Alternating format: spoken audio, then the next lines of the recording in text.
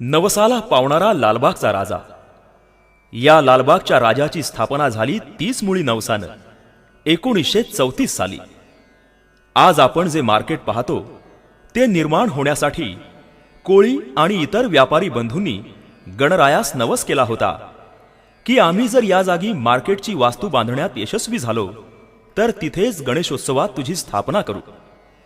गणरायाच्या आशीर्वादानं त्यांची इच्छापूर्ती होऊन पेरुचाळ येथे मोकळ्या जागेत भरणारा बाजार 1932 साली बंद होऊन सध्याच्या जागी कायमस्वरूपी बांधण्यात आला। त्यावेळच्या जागा मालकांनी बाजार बांधण्यास आपली जागा दिली आणि मग 2च वर्षांनी बाजाराची वास्तू तयार झाली।